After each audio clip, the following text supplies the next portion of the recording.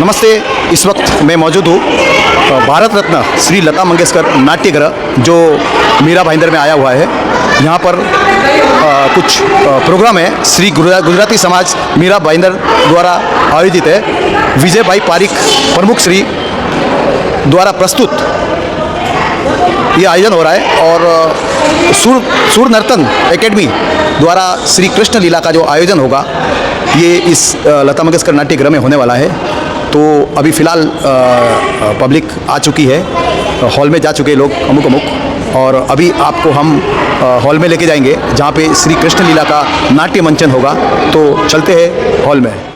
સજ્જનો, આજે આ પ્રોગ્રામ જે આપણે અહીંયા માણી રહ્યા છીએ એમાં આ બંને આમદારોનો ખૂબ મહત્વનો ફાળો મળ્યો છે અને એ લોકોએ ખરેખર આપણને આ હોલ ઉપલબ્ધ કરવા માટે આપણને આજે સહકાર આપ્યો છે। હું ખૂબ બંને લોકોનો ખૂબ આભારી છું। થેન્ક યુ સો મચ કન્યા સાહેબ, thank you so much Gitaben. અને ગુજરાતી સમાજના બધા જ પ્રોગ્રામોમાં આ બંને આમદારો હંમેશા આપણી સાથે આવતા હોય છે। જોરદાર તાળીઓથી એમને વધાવી દો।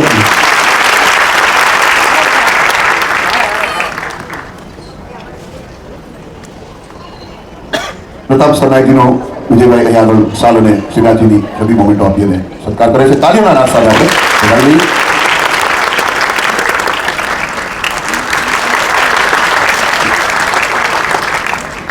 એવું સન્માન ગીતાબેન જે એમને પણ સાલ અને શ્રીનાથજીની છબી આપી અને સત્કારીએ।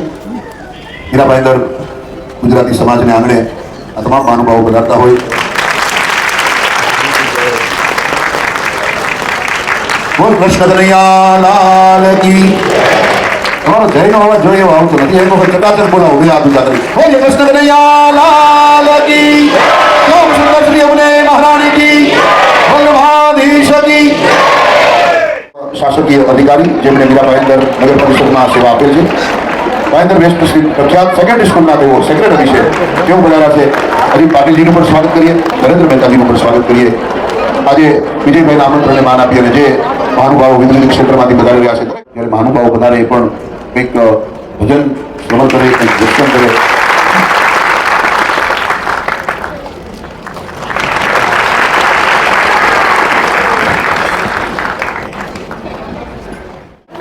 જય શ્રી કૃષ્ણ।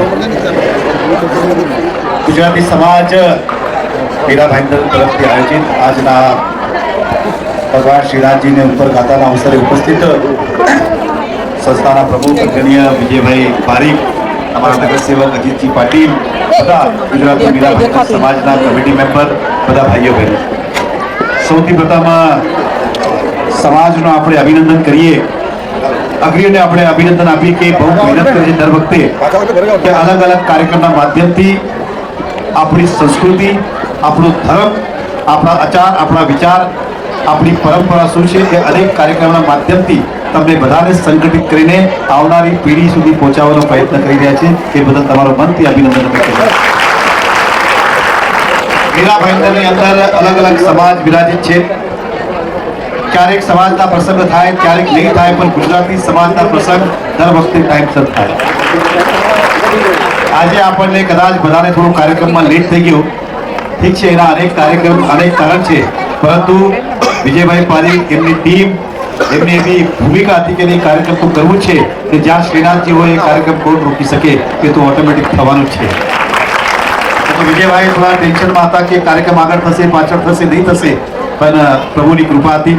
મારું ગામ તો આમ શ્રીનાથજીના બાજુમાં જ છે, ત્યાંથી આટલી મને લાગે 20 થી 22 કિલોમીટર છે અમારું ગામ રાજસ્થાનમાં। મારા માટે બહુ સૌભાગ્યની વાત છે કે આ પ્રસંગમાં ખરેખર વિજયભાઈ એવા કાર્યક્રમ થવા કે આવનારી પેઢી આપણા ભગવાન, આપણા પૂર્વજો એમનું મહત્વ શું હતું, કેમ કે આજના જીવનમાં પેઢી એટલી મોબાઈલ અને ઇન્ટરનેટમાં વ્યસ્ત છે કે ખરેખર આવા પ્રસંગો નહીં હોય તો લોકો આજકાલ પછી શ્રીનાથજી દર્શન મોબાઈલ ઉપર જ કરી નાખે અને દાન પુણ્ય બી ઈમેલ પેટીએમથી જ કરી નાખે। પણ એવા કાર્યક્રમ હોય એટલે આપણે કહીએ કે કેટલો બી ડિજિટલ ઇન્ડિયા થાય, કેટલી બી આગળ વધે, પરંતુ આપણી આસ્થા, ભક્તિ, શ્રદ્ધા આજે બી કાયમ જ છે। એનું કારણ જ એ છે કે સમાજના અગ્રણીય ટાઈમ ટુ ટાઈમ એવા પ્રસંગનું આયોજન કરે જેનાથી આપણી આસ્થા અને શ્રદ્ધા એ બરકરાર રહે। મનથી તમારું અભિનંદન। બધા મીરા ભાઈંદર છે। એ જે હોલમાં તમે બેસેલા છો ને આ હોલ જ્યારે ફર્સ્ટ ટાઈમ હું વિધાયક થયો ત્યારે 2016માં એનો ભૂમિપૂજન અમે કરેલો એ પૂરો થયો. આ બીજા કોઈનો નથી, આ તમારા ટેક્સથી પૈસાથી બનાવેલી વસ્તુ છે.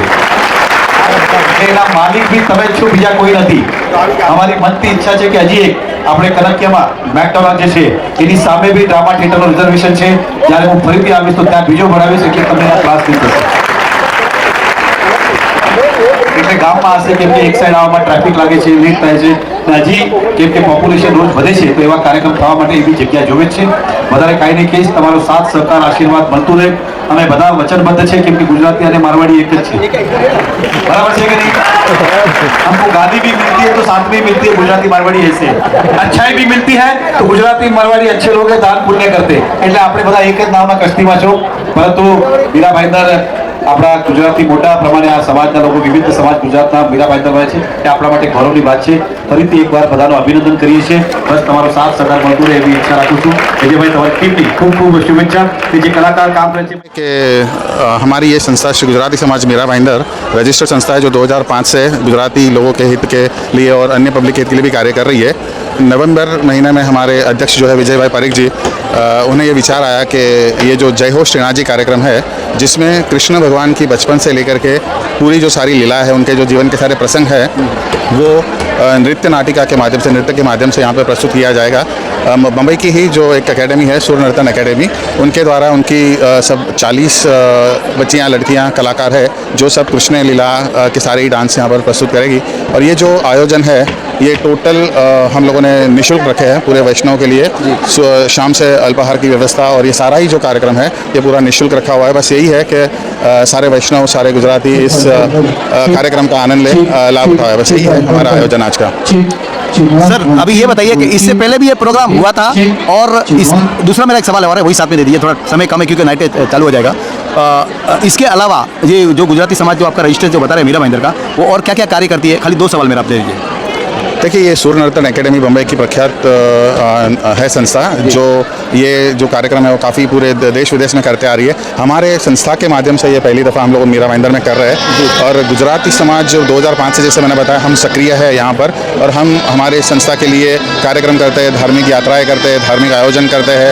हमारे गुजराती जो सदस्य हैं उनके लिए पिकनिक वगैरह का आयोजन करते हैं. हमारे तरफ से नोटबुक वगैरह का वितरण होता रहा है. हम हमारे बच्चों के लिए फीस वगैरह हर साल हमारे माध्यम से दिए जाते हैं और काफ़ी हम लोग सेवा के कार्यक्रम करते रहते हैं गुजराती समाज के अंदर में.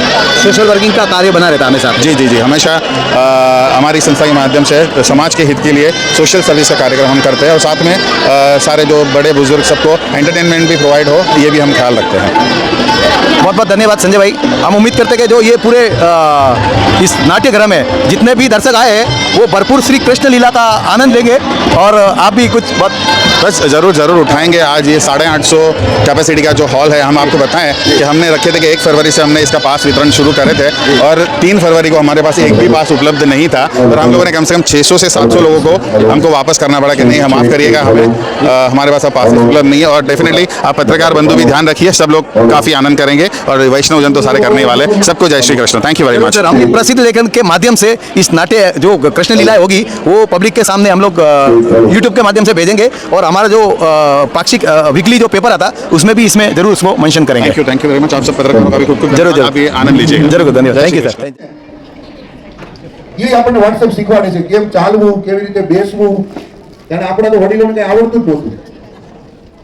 પરંતુ હળવી ફૂલ વાતો તમારી સાથે હું કરીશ. અત્યારના લોકોને ઠાકોરજીના પાવર ઉપર ભરોસો નથી, ઇન્સ્ટાગ્રામની રીલ ઉપર ભરોસો છે. એમાં લખ્યું હોય ડાબા ખૂણામાં કપૂર સળગાવવાથી બરકત આવે, આખા મીઠાના પોતા મારવાથી બરકત આવે, ફલાણામાં આમ રાખવાથી બરકત આવે, 7 દોડતા ઘોડાના ચિત્ર રાખવાથી લક્ષ્મી આવે.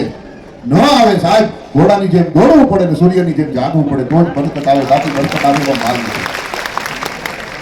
અને બીજી વાત, ઘરની નેગેટિવિટી નીકળે ન નીકળે પણ મગજમાંથી નીકળી જાય ને તોય બરકત આવતા વાર ન લાગે સાહેબ. નેગેટિવિટી મારા તમારા મનમાં ને મગજમાંથી કાઢવાની જરૂર હોય.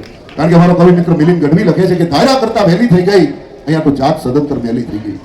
ધારા કરતા વહેલી થઈ ગઈ, જાત સદંતર મેલી થઈ ગઈ.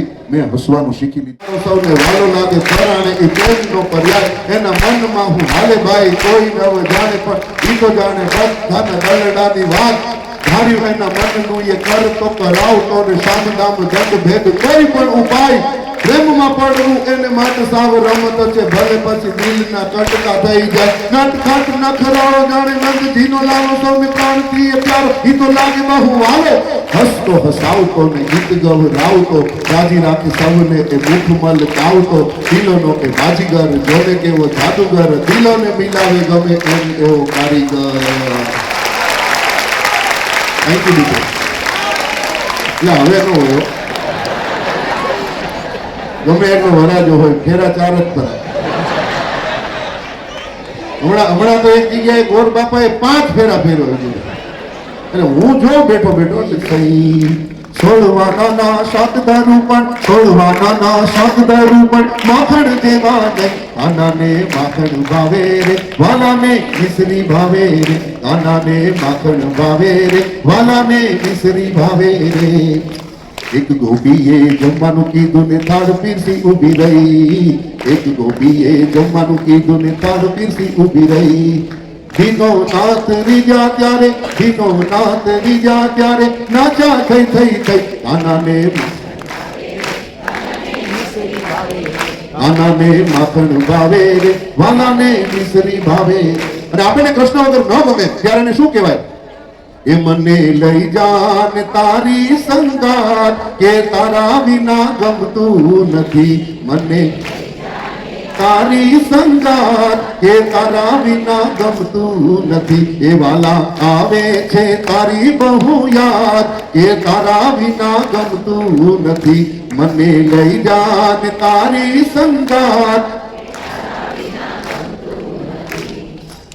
सुनु वन रावण ने गायू नो गोंदरो सुनो यमुना जी नो यारो सुनु वन रावण गायू नो गोंदरो सुनो यमुना नो आरो सुना लागे कदम ना ઝાડ એ તારા વિના ગમતું નથી એ સુના લાગે એ કદમ ના ઝાડ ઉપરવાળા એ હાલો એ મને લઈ જાન તારી સંગાત એ તારા વિના ગમતું નથી એ મને લઈ જાન ને તારી સંગાત થેન્ક યુ આપ સૌનો ખૂબ ખૂબ આભાર જે રીતે તમે ભેગા આવશો તમારા બધા માટે હું તાલીઓ એકવાર જરૂરથી પાડીશ કારણ કે સૌરાષ્ટ્રનો એક દુહો છે લોહ ખડખડ ભાણા અવજડ અને